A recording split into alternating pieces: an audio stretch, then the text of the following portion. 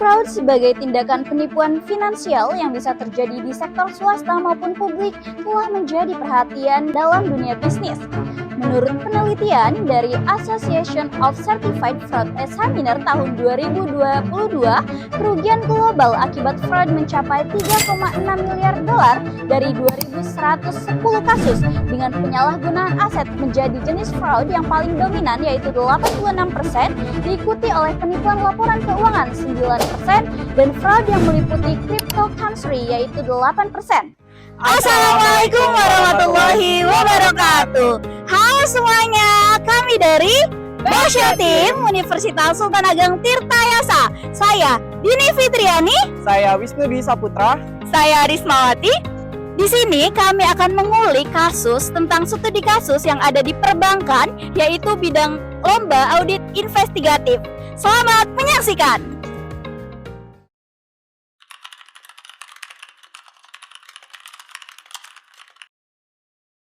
Halo semuanya, kenalkan aku Krada. Aku akan membawamu menjelajahi dunia audit investigatif. Yuk bantu aku memecahkan kasus ini. Teori apa yang dapat dijadikan sebagai landasan dalam pembuktian ada atau tidaknya kecurigaan fraud dalam kasus tersebut? Berdasarkan kasus tersebut, landasan teori yang kami gunakan adalah teori fraud hexagon, yaitu SCORE. Apa sih SCORE itu? SCORE merupakan kepanjangan dari stimulus, capability, collusion, opportunity, realization, dan ego. Berdasarkan asumsi yang telah kami buat mengenai analisis model SCORE dalam teori fraud hexagon, yang pertama ada stimulus, yaitu bagian keuangan memberikan iming-iming uang atau suap kepada bagian pengadaan dan pembelian agar ketika ada permintaan pengadaan barang melaksanakan skema fraud tersebut. Lalu bagian keuangan dan vendor T diketahui masih memiliki hubungan kerabat dengan maksud memperkaya orang lain sehingga memperoleh keuntungan dilakukan di tender. Yang kedua, capability. Bagian keuangan memiliki akses informasi atas adanya anggaran untuk pengadaan barang. Lalu bagian keuangan membuat anggaran yang lebih tinggi dibanding tahun sebelumnya. Yang ketiga, collusion. Adanya kerjasama antara Departemen IT dan Departemen Keuangan, bagian keuangan, bagian pembelian, dan bagian penerimaan. Lalu ada kerjasama antara pembeli dan penjual, yaitu vendor T. Yang keempat, opportunity. Barang tersebut atau hard drive memang sedang diperlukan. Adanya permintaan dari Departemen IT. Lalu bagian keuangan memiliki akses data informasi secara leluasa. Yang kelima, realization. Anggapan bahwa tindakan fraud tersebut ialah permisif, yakni lazim dilakukan, biasa, dan wajar. Lalu transaksi tersebut bukanlah fraud karena adanya permintaan pembelian hard drive dan pihak IT tidak memberikan keterangan keberatan atas perbedaan spesifikasi. Yang terakhir ada ego, bagian keuangan merasa memiliki kekuasaan dan juga bagian keuangan memotivasi untuk melakukan tindakan kejahatan. Dengan asumsi yang telah kita buat, bagaimana sih caranya kita tahu kalau itu fraud atau bukan? Dalam membangun teori fraud untuk audit investigatif, terdapat beberapa hal yang harus dijawab, yaitu informasi what untuk merumuskan hipotesis terkait jenis penyimpangan dalam kasus ini.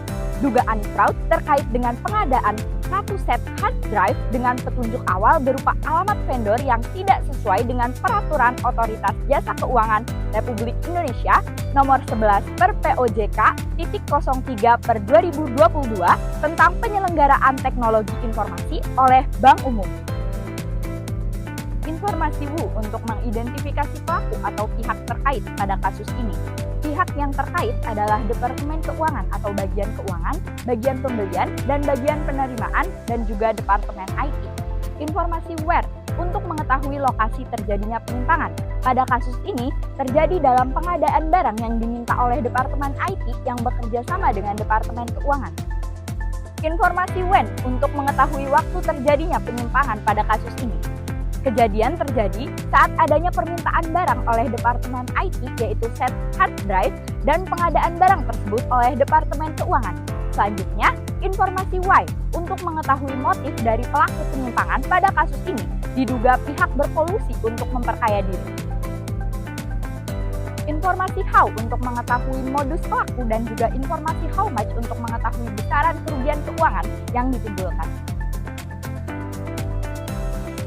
Dalam penelitian awal, terpenuhinya unsur what, when, dan where sudah cukup untuk memulai audit investigatif. Bukti-bukti dapat ditemukan baik dalam pembukuan maupun di luar pembukuan, dan dapat berupa bukti langsung maupun tidak langsung. Penting juga untuk mencari bukti niat atau motif dari pelaku fraud. Proses membangun teori fraud melibatkan analisis data yang tersedia, pengembangan hipotesis, pengujian hipotesis, dan revisi hipotesis berdasarkan hasil pengujian. Dalam melakukan audit investigatif, perlu diingat bahwa hanya pengadilan yang dapat menetapkan apakah suatu perbuatan termasuk fraud atau tidak. Sehingga, pengambilan kesimpulan akhir perlu dilakukan dengan hati-hati. Prosedur investigatif dapat meliputi wawancara, pemeriksaan, dokumen, dan observasi. Dengan asumsi bahwa informasi yang diperoleh sudah lengkap, bagaimana sih informasi tersebut dikembangkan menjadi landasan dalam menindaklanjuti kasus tersebut dengan audit investigatif? Informasi yang diperoleh dan dikembangkan berdasarkan asumsi yang telah kami buat. Yang pertama tentang profil perusahaan. Bank X adalah bank swasta besar di Indonesia yang berlokasi di Jakarta dan telah berdiri pada tahun 1988. Sejak pendiriannya, Bank X memainkan peran yang signifikan dalam industri perbankan di Indonesia.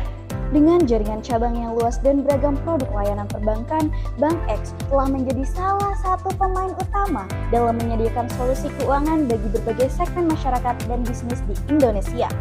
Yang kedua, kecurigaan kasus fraud di Bank X.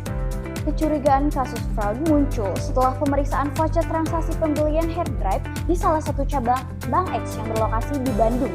Melalui voucher tersebut, diketahui alamat vendor atau vendor T yang mensuplai pembelian hard drive terletak di area residensi di sebuah daerah di luar Jakarta. Sedangkan, sebagai perusahaan perangkat multinasional tersebut, diketahui bahwa hanya memiliki distributor utama di wilayah Jakarta dan tidak memiliki distributor eceran di wilayah lain. Berdasarkan informasi tersebut, ada indikasi bahwa vendor T bukan supplier utama yang biasa mensuplai hard drive di perusahaan tersebut dengan harga yang lebih tinggi dibandingkan dengan tahun-tahun sebelumnya. Berdasarkan informasi yang diperoleh, apakah ada dugaan terjadinya kegiatan yang dapat dikategorikan sebagai fraud? Berdasarkan informasi mengenai transaksi yang sudah kami asumsikan, ditemukan kecurigaan fraud berupa tindakan korupsi. Dugaan korupsi dalam kasus ini diduga terjadi karena adanya benturan kepentingan atau conflict of interest dan suap. Benturan kepentingan terjadi dalam permainan pembelian atau pengadaan aset, di mana pembeli ber-KKN, korupsi, kolusi, dan nepotisme dengan penjual. Indikasi mengenai hal ini terlihat dalam transaksi pembelian hard drive. Bagian pembelian umum menerima permintaan kebutuhan akan hard drive dari divisi IT, kemudian bagian keuangan membuat anggaran dan spesifikasi hard drive. Diadakan tender untuk vendor pensuplai. Ketika tahap penawaran dan negosiasi, terjadi skema fraud berupa persengkokolan pembeli dan kontraktor yang diunggulkan dan kontraktor pendamping yang berperan meramaikan proses penawaran. Persekongkolan dilakukan dengan menentukan siapa pemenang tender sebelum dokumen penawaran dibuka. Hal ini diperkuat dengan bukti bahwa vendor T bukanlah supplier biasanya. Kemudian, dalam tahap pelaksanaan dan penyelesaian administratif, vendor T mengirimkan produk yang spesifikasinya lebih rendah dibanding spesifikasi awal. Bagian penerimaan diduga sudah menerima dana suap sehingga proses barang masuk tetap lancar walaupun barang yang dibeli tidak sesuai secara spesifikasi. Divisi IT yang melakukan permintaan pembelian hard drive tersebut ikut terlibat dalam kasus ini karena setelah menerima hard drive yang tidak sesuai spesifikasinya memilih untuk tutup mulut karena dugaan suap.